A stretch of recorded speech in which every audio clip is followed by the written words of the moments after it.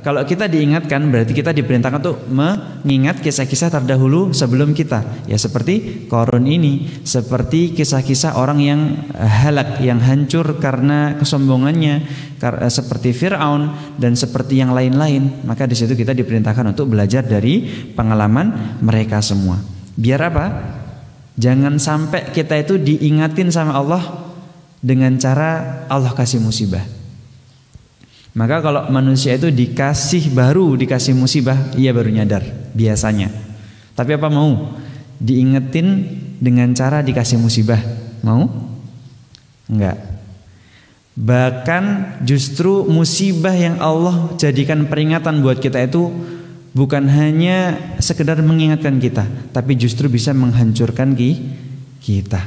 Naudzubillahi min dzalik. Wa aktsaru jam'a, dan lebih banyak mengumpulkan harta, yakni mengumpulkan harta dan jumlah hartanya tersebut lebih banyak daripada hartanya Qarun. Masih ingat hadirin jamaah, hartanya Qarun sebanyak apa? Kuncinya sebesar apa? Kunci berangkasnya Qarun sebesar apa? Ya, kurang lebih dibutuhkan 5 sampai 6 orang untuk mengangkat kunci berangkasnya Qarun. Kemudian berangkasnya sebesar apa hadirin kira-kira? Atau gudang kekayaannya itu sebesar apa? Nah, kita bisa bayangkan ya. Kita cukup bisa membayangkan sekaya apa sih Qarun itu. Berarti Qarun yang sudah sedemikian kaya, kita bahkan justru dari hal-hal kecil, sedikit saja kita punya harta, hati-hati jangan sampai kita mudah untuk menyombongkan diri. Ya. Kalau kita tahu, kita sadar diri, maka kita tidak boleh menyombongkan diri agar tidak Allah azab nantinya harta-harta kita. Kemudian wala yus'alu an dzunubihimul mujrimun, dan tidaklah perlu ditanya kepada orang-orang yang berdosa, karena Allah sudah tahu. Orang-orang yang berdosa itu jumlah dosanya Allah sudah tahu. Jadi nggak perlu diungkit-ungkit dosa-dosa mereka sebanyak apa untuk mengingatkan mereka, nggak perlu. Cukup aja diingatin mereka, fulan, fulanah, ingat kisah-kisah orang terdahulu yang hancur sebelum kamu gara-gara berbuat seperti kamu ini. Berbuat sombong, berbuat apa. Maka kalau misalnya kita tahu ada kejadian-kejadian viral yang di zaman sekarang ini, ketika ada seseorang yang berkata, aku akan membuat sebuah tempat menjadi neraka, maka dikala itu tempatnya sendiri menjadi neraka. Hati-hati hadirin, jangan sampai kesombongan, keangkuhan diri kita ucapkan, kemudian disitulah Allah memperlihatkan kekuasaannya kepada kita. Na'udzubillahi min dzalik. Kemudian dilanjutkan di ayat ke-79, fa kharaja ala qaumihi fi zinatihi. Maka pada saat itu masuklah momen di mana Qarun yang kemarin kita bahas, yang tadi barusan kita bahas ini, Qarun itu suatu saat ia keluar dari rumahnya ma'azinatih, dengan segala kekayaannya yang dia punya. Kendaraannya nggak tahu hadirin, saya nggak tahu kendaraan zaman dahulu yang keren, yang tren itu yang disebut orang kaya seperti apa, kita nggak tahu. Kalau zaman sekarang anggap aja lah itu Rolls Royce ya, atau Bugatti, atau Lamborghini bahkan. Ya, mungkin sekelas itu. Kemudian ia keluar dengan harta kekayaannya yang paling mewah. Kemudian fi zinatih, yaitu dengan apa namanya? Kalau hadirin semua pernah melihat ibu-ibu yang pakai gelang banyak banget, kemudian pergi ke pasar belanja, terus kalungnya masya Allah besar, anting-antingnya yang bulat itu kayak gini. Kemudian cincinnya masya Allah, setiap jari ada cincin. Udah, bayangkan itu seperti itu Qarun. Semua perhiasannya ia keluarkan, mau anting-anting, mau apa, keluarin semua. Kendaraannya pun dikeluarkan sama dia. Kemudian itu belum cukup, dan pelayannya pun ikut keluar bersama dia. Jadi kemana-mana dikawal hadirin. Qarun itu kemana-mana dikawal. Ada pelayannya, mau apa dibantu, mau apa dikabulkan. Jadi memang seperti itu. Makanya tadi kita ucapkan, kita sampaikan bahwasanya sampai-sampai rakyat atau masyarakat di sekitar Qarun tersebut ia kepingin jadi kayak Qarun. Bayangin zaman tersebut yang mungkin belum semodern saat ini, tapi dikala itu sudah ada orang paling kaya yaitu Qarun. Maka siapa nggak kepingin hadirin lihat orang dengan bawa kendaraan wah kemana-mana enak, nggak capek, dilayani, mewah rumahnya. Dan juga kita kenapa nggak mungkin kita berpikir rumahnya Qarun seperti apa ya, berarti mungkin seperti istana, seperti wallahu alam, dan mungkin seperti itu ya hadirin. Kalau berangkasnya seperti itu mungkin rumahnya lebih besar lagi. Maka orang-orang pada kepingin seperti Qarun. Sayangnya kepinginnya mereka itu hanya kepingin hawa nafsu saja. Jadi zuyyina lin-nasi hubbus syahawati minan nisa'i wal banin wal qanatir wal muqantarati minadh dhahabi wal fiddati ila akhir. Jadi manusia itu memang dihiasi dengan perempuan, dengan harta kekayaan, kemudian kendaraan-kendaraan, hewan ternak, kemudian kendaraan zaman dulu itu yang ngetren yang masya Allah gagah itu kuda. Jadi kalau orang punya kuda itu dianggap orang kaya hadirin. Bahkan sampai zaman sekarang ya hadirin ya, kalau orang yang punya kuda orang kaya. Ini sama. Jadi termasuk daripada kekayaan dan perhiasan dunia itu adalah kendaraan. Jadi orang-orang pada kepingin kayak Qarun. Qala alladzi yuridunal hayatad dunya, dan berkatalah orang-orang yang menghendaki kehidupan dunia dan kemegahannya, ya laita lana mislu ma utiya Qarun innahu ladzu hadzin adzim. Nah, dia berucap, ya Allah, atau apa istilahnya? Wah, kerennya. Wah, pengen banget. Semoga kiranya kita mempunyai seperti apa yang telah diberikan kepada Qarun. Maka di sini mereka pengen banget diberikan harta seperti harta yang diberikan Qarun dan apa yang dimilikinya, kendaraan, harta, kemudian perhiasan. Maka sesungguhnya ia benar-benar mempunyai keberuntungan yang besar. Thayyib hadirin dirahmati oleh Allah Subhanahu wa taala. Setelah kita melihat ciri-ciri fisik dan kepemilikan Qarun, kira-kira Qarun ini punya kekuasaan dan kedudukan atau tidak di masanya? Punya atau tidak? Kira-kira orang kaya punya kedudukan atau tidak di sekitar atau di daerahnya? Punya. Dia pasti orang terpandang. Dia pasti punya makanah. Makanah itu kedudukan, punya kekuatan dalam hal mungkin dia mau ini mau itu, memerintah ini dan itu, mau beli ini dan itu, dia punya kekuatan di situ. Maka Qarun juga sama. Mau apa ia bisa. Mau itu ia bisa. Maka di situ orang-orang pada pengen bukan hanya hartanya, juga kedudukannya. Kemudian yakni ialah orang yang beruntung karena memiliki harta yang banyak di dunia. Maka terdapat perselisihan pendapat tentang siapa orang yang mengatakan ini, dan terdapat pendapat bahwa mengatakan yang mereka katakan adalah orang-orang yang beriman di zaman itu. Bahwasanya yang mengatakan itu adalah orang-orang beriman. Hati-hati hadirin. Di zaman sekarang berarti orang-orang beriman juga berpotensi untuk bisa tergelincir dari apa-apa yang ia lihat, apa-apa yang ia temui. Bisa jadi meskipun kita udah sering ngaji, udah sering sholat malam, udah sering sedekah, orang yang udah punya mobil, punya rumah, rumahnya tingkat, mobilnya banyak, kendaraannya banyak, asetnya di mana-mana, bisa jadi setelah ia melihat ada orang yang lebih tinggi daripada dia, ternyata perusahaannya dia itu kalah dari perusahaan fulan, dan ia lebih tinggi lagi, dan ia melihat bahkan kalau dia cuma punya mobil-mobil mewah, temannya, koleganya punya pesawat jet pribadi, bahkan ada yang punya pulau pribadi. Makin tergiur dan tergiur, padahal dia orang beriman, dan itu bisa terjadi. Maka dari itu kita jangan sampai mudah tergiur. Terus gimana caranya buat biar kita tuh nggak gampang tergiur hadirin? Gimana caranya? Ada yang tahu caranya biar kita tidak tergiur dengan apa yang telah Allah tampakkan atau apa yang telah Allah perlihatkan di hadapan kita tentang harta dan dunia? Bagaimana caranya? Alaina an nara man tahtana. Pasti kita kalau orang beriman itu akan mendapati ujian, dan jadikanlah ujian tersebut sebagai pengingat kita untuk meluapkan rasa syukur kita kepada Allah Subhanahu wa taala. Hendaknya kita melihat orang di bawah kita. Kita pengen punya pesawat jet pribadi, sedangkan orang di bawah kita masih jalan kaki hadirin. Kita pengen punya Lamborghini, sedangkan tetangga samping rumah kita motor aja nggak punya hadirin.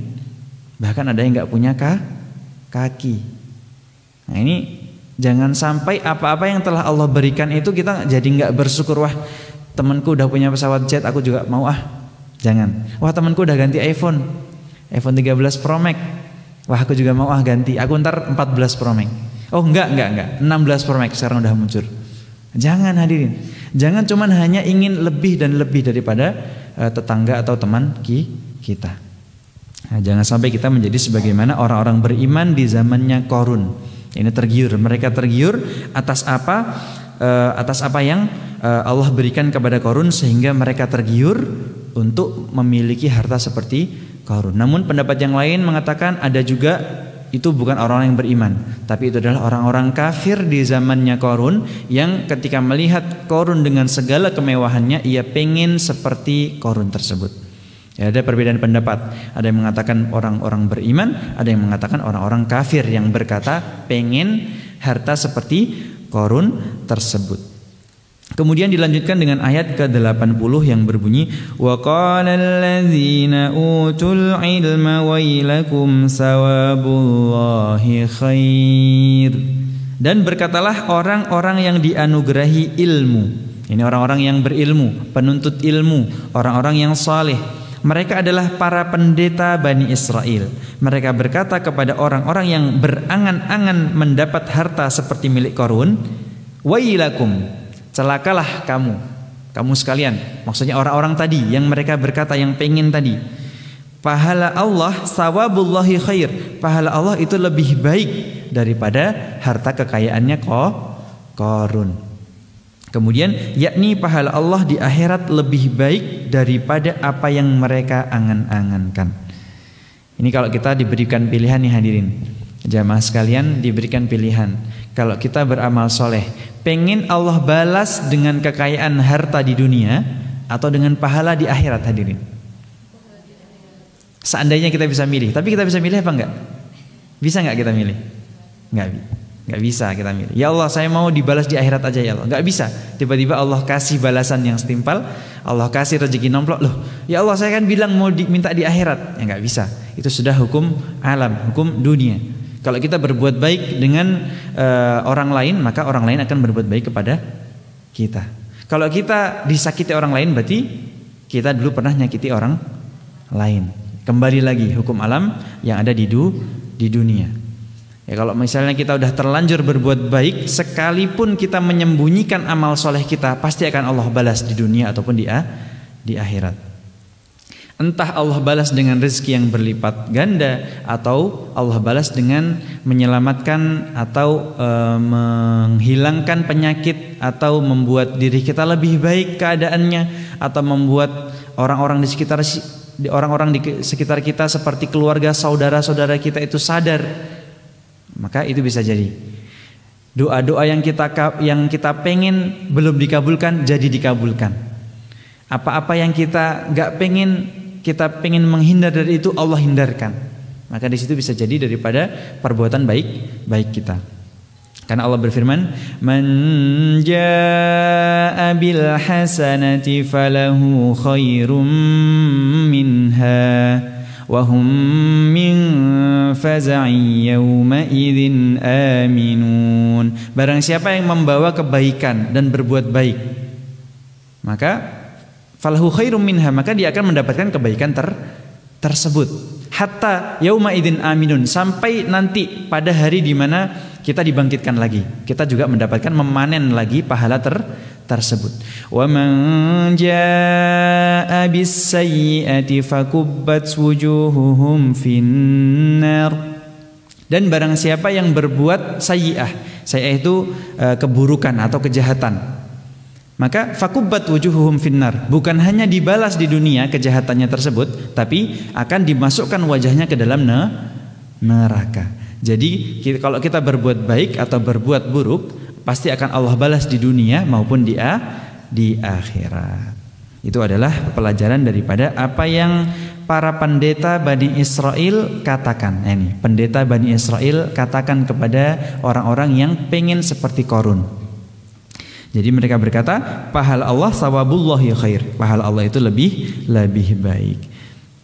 Liman amana wa amila sholihah, bagi orang-orang yang beriman dan beramal soleh dalam harta yang diberikan Allah kepadanya, baik itu hartanya banyak ataupun hartanya sedikit. Jadi termasuk daripada orang-orang yang bersyukur.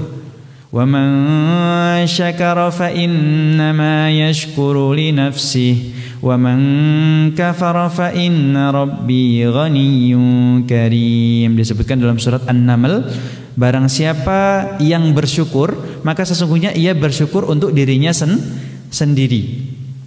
Dan barang siapa yang kufur nikmat, maka ingat, fa innallaha ghaniyyun karim.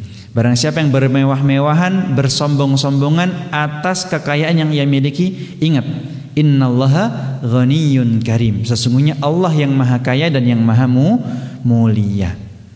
Taib, di atas langit masih ada langit. Ada berapa lapis langitnya? Ada 7 lapis. Taib. Wala yulaqqaha illa sabirun, dan tidak diperoleh pahala tersebut, maksudnya pahala sawabul khair tadi, sawabullahil khair, itu tidak akan didapat kecuali orang-orang yang orang-orang yang bersabar. Bersabar apa? Bersabar dalam ketaatannya, bersabar dalam apa yang telah Allah tentukan takdirnya. Kalau Allah takdirkan hartanya segitu, ya udah, ya bersabar. Kalau Allah takdirkan hartanya banyak, udah dihabiskan banyak lagi, dihabiskan banyak lagi. Disedekahkan kok malah makin banyak, ya udah, bersabar atas apa yang ia takdirkan untuknya.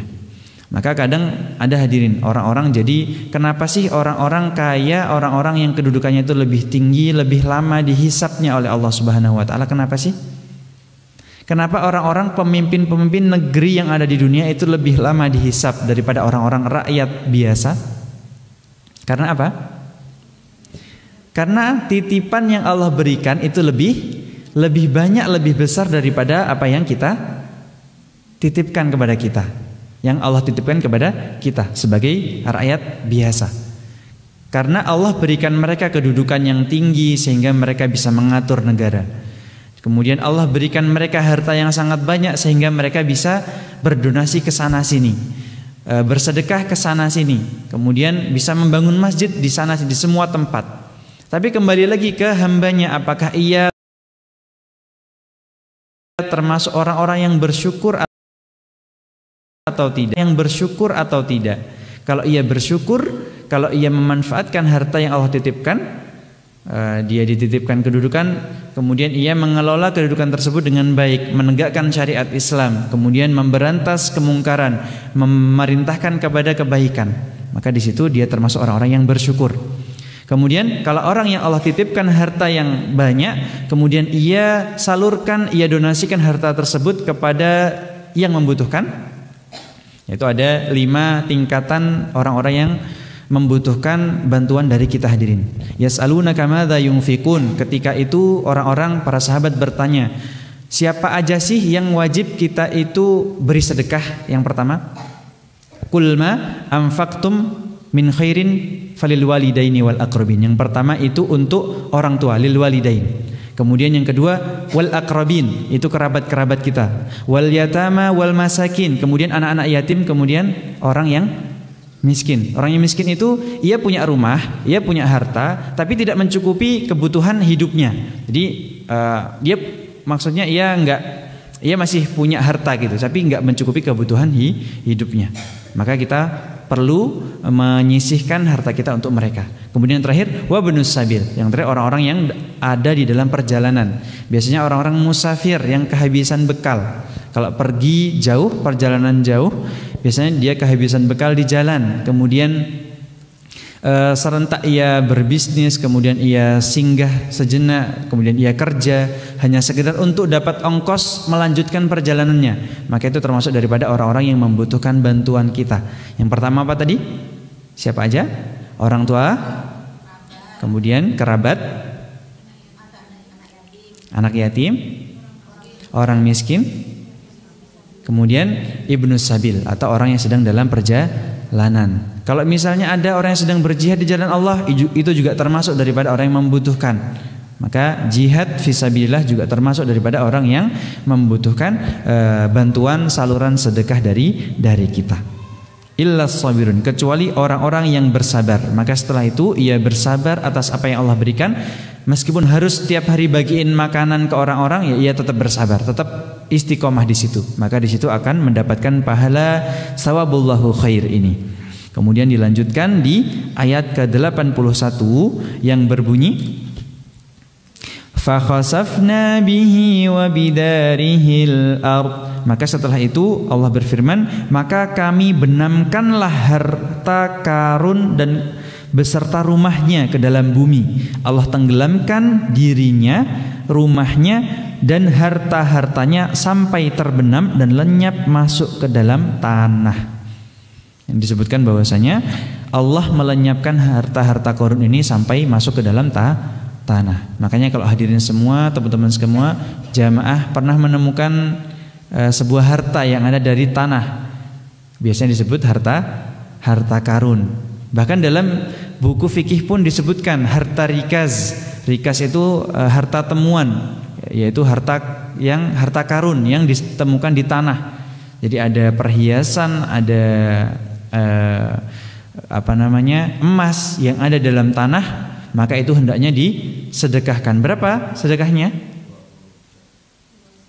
2,5%. 2,5% dari nilai harta tersebut. Maksudnya emas tersebut misal berapa gram? Misal 10 gram. Nah itu nilainya berapa? 2,5%-nya itu disedekahkan dulu. Sebelum kita pakai belanja, sebelum kita pakai bagi-bagi ke yang lain, disedekahkan dulu, dizakatkan dulu 2,5% daripada nilai harta tersebut. Jadi jangan sampai kita udah kalap duluan, ini bakal jadi 100 juta ini, mau buat beli apa ya?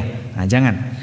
Yang pertama, zakatnya keluarkan dulu 2,5%, bayarkan dulu, salurkan dulu, baru setelah itu kita bagi-bagi buat orang tua, buat kerabat, buat anak yatim, buat orang miskin, buat ibnu sabil atau buat keluarga kita, fala ba'sa bihi.